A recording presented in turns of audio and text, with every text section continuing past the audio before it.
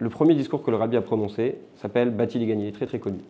Certainement vous l'avez déjà étudié dans le passé, mais j'aimerais m'arrêter sur un des chapitres de ce discours.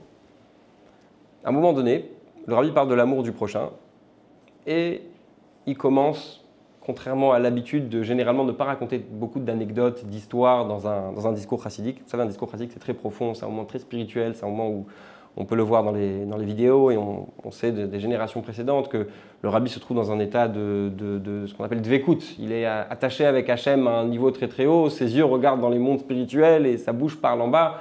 C'est un moment très particulier. Et ce n'est pas vraiment le moment pour raconter des histoires. Et pourtant, dans ce premier discours, le rabbi prend le temps de raconter non pas une histoire, mais 5 histoires. Quelles étaient ces histoires ? C'était des histoires pour montrer que, de la même façon que Dieu, lorsqu'il demande au peuple juif de faire quelque chose, lui aussi il le fait. On connaît le passage dans la Torah, par exemple, où on nous raconte que Dieu met les tefilines, que Moshe aperçoit Dieu de dos et qu'il voit le nœud des tefilines dans son dos. Qu'est-ce que ça veut dire exactement? Est-ce qu'il a vu vraiment des tefilines? C'est une autre discussion. Mais en tout cas, d'une certaine façon, ce que Dieu demande de faire, il le fait aussi. Bon. Et le rabbi nous dit dans ce discours que la même chose pour les tzadikim. Les tzadikim ressemblent à leur créateur et ce qu'ils demandent de faire, ils le font aussi. Et pour prendre un exemple, il dit, en ce qui concerne l'amour du prochain, tous les maîtres Chabad à travers les générations étaient un exemple même dans le domaine de l'amour du prochain. Et là, le rabbi commence à raconter l'histoire de l'Admour HaZaken, Rabbi Shneur Zalman de Liadi, qui, un jour de Kippour, s'en est allé de la synagogue, il a enlevé son talit. Imaginez-vous déjà la prière de chacun d'entre nous le jour de Kippour. Alors, à plus forte raison, celle de l'Admour HaZaken le jour de Yom Kippour, c'est un moment très très très élevé. Il pose son talit, il sort de la synagogue, il va aller couper du bois. Oui, le jour de Kippour, couper du bois, il va aller chez une femme qui venait d'accoucher. La famille avait trouvé plus important d'aller prier à la synagogue, mais on sait combien dans la Torah c'est important de s'occuper d'une personne qui est malade. Et il va lui faire un plat et ensuite retourner à la synagogue. Après, il y a toute une série d'histoires. Il y a une histoire avec le deuxième rabbi de Lubavitch qui reçoit un de ses chassidim, un de ses disciples, et il lui dit qu'il a des problèmes. Et lui dit, regarde, j'ai des plaies sur mon corps, c'est par rapport à tes fautes, à tes erreurs de jeunesse. En d'autres termes, il voulait lui montrer que ce qu'il avait fait dans sa vie, ça avait un impact direct sur lui. Et puis après, on a une histoire avec le Tzemar Tzedek, le Rabbi Marash, et il y a quelque chose de très particulier dans ces histoires. C'est que quand on regarde la vie, par exemple, pour ne prendre que la première, quand on regarde la vie de Rabbi Shneur Zalman de Liadi, l'auteur du Tanya, on se rend compte que ce n'est pas la meilleure histoire si on veut exprimer l'amour du prochain qu'il avait.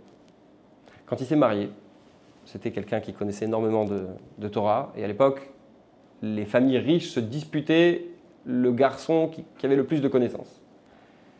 Et il donnait une dot très très importante. Et quand Rabbi Shneur Zalman s'est marié, il a dit à son beau-père, j'accepte le mariage, j'accepte la dot, à une condition. La condition, c'est que quand je reçois l'argent, je fais absolument ce que je veux avec cet argent et vous n'aurez aucun commentaire à avoir sur ma façon d'utiliser cet argent. Pas de problème. Juste après le mariage, Rabbi Shneur Zalman va prendre tout cet argent, et va le redistribuer à des pauvres.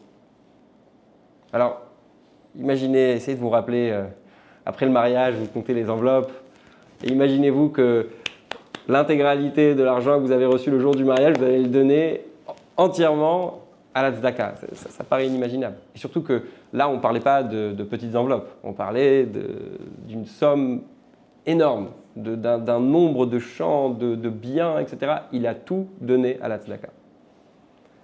Et pourtant, quand le rabbi choisit de parler de l'amour du prochain qu'avait l'Admour HaZaken, qu'est-ce qu'il choisit de faire? Il choisit de parler, non pas d'une histoire où il donne à tout le monde, mais d'une histoire où il va aider une seule personne. Et les 5 autres histoires, à part la 6e, les 5 autres histoires sont des histoires qui ont eu lieu avec une seule personne. Et il y a un livre qui s'appelle Abba, qui s'appelle Papa. C'est un livre qui a été écrit par un Rav qui s'appelle Rav Orenstein. Et avant de commencer son livre, il a écrit un livre qui s'appelle Papa parce que toutes les histoires qui se trouvent dans ce livre sont des histoires où le rabbi a un lien avec une personne et où on voit l'affection pour une seule personne. Et dans son introduction, il cite ce passage qu'on vient de ramener et il dit, dans ce premier discours, le rabbi commence par raconter des histoires qui ont eu lieu avec une seule personne pour nous dire « je ne vais pas être le rabbi de tout le monde, je vais être le rabbi de chacun ». Et ça, c'est une des grandes leçons de la vie du rabbi. Quelques histoires du rabbi lui-même sur cette attention qu'il avait pas pour tout le monde, mais pour chacun. Moi, j'aime bien dire que quand on parle à tout le monde, on parle à personne. Vous savez, quand on est à la maison et qu'on dit il faut débarrasser la table. On a eu le même exemple. Voilà. Qui est-ce qui se sent visé? Personne ne se sent visé. D'accord? Par contre, si vous dites, toi, David, tu vas débarrasser la table. Ah, pourquoi moi? C'est toujours moi. Bon, ça c'est un autre sujet. Mais ce que je veux dire, c'est que quand on parle à tout le monde, on parle à personne.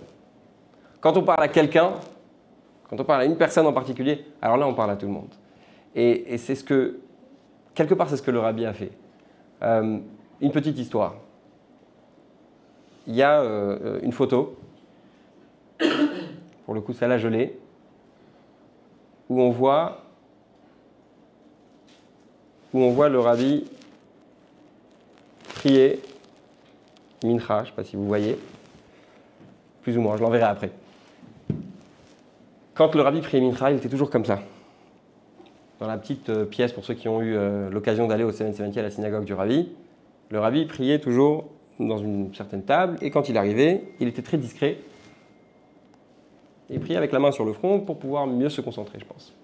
Et puis il y avait les fidèles habituels qui ont remarqué que ces dernières semaines, le rabbi s'assoit pour prier, il ne met pas la main. Il s'assoit pour prier, il est sans la main, il prie normalement avec son livre devant lui, sans la main. Ils se sont dit, c'est pas possible, il y a quelque chose. Ils se sont rendus compte que à chaque fois que le rabbi ne mettait pas sa main, c'était à chaque fois pour la même raison, apparemment. Il y avait un homme qui venait à chaque fois à la prière à Mincha, qui avait subi, je crois, un incendie. Et du coup, il était défiguré. Il était défiguré à un point que quand on le voyait, on avait envie de regarder ailleurs. Et à chaque fois qu'il venait à Mincha, au lieu de prier comme ça, le rabbi enlevait sa main. Pour ne pas que cette personne pense que le rabbi met sa main pour ne pas voir son visage. Encore une fois, on voit l'importance de l'individu. Je vais finir avec deux choses. Il y a une histoire qu'on attribue parfois à Rabbi Levi Yitzhak de Barditchev, qu'il aurait entendu de deux soulards. C'est assez intéressant. Il passe un jour devant un bar, et puis il entend deux soulards qui discutent comme ça, et l'un il dit à l'autre « Est-ce que tu m'aimes ?» Alors, il dit « Bien sûr que je t'aime, je suis ton ami depuis, ça fait des années qu'on boit ensemble, bien sûr que je t'aime. » Il lui dit « Alors si tu m'aimes, qu'est-ce qui me dérange? Qu'est-ce qui me fait mal? Qu'est-ce qui me fait souffrir ?» L'autre il dit « Je ne sais pas. » Il dit « Bah, si tu ne sais pas ce qui me fait souffrir, c'est-à-dire que tu ne m'aimes pas. » Le Rav Shem Tov, dans ce même esprit, le Rav Shem Tov raconte qu'il y avait une difficulté avec une certaine famille. Et le rabbi lui a demandé s'il les connaissait. Il a dit, je les connais, c'est des amis proches. Alors le rabbi lui a dit, tu sais ce qui se passe en ce moment avec sa situation financière? Et il dit, non, je ne suis pas au courant, je ne sais pas. Il dit, mais tu viens de me dire que c'est des amis. Si c'est des amis, comment tu peux ne pas savoir ce qui se passe?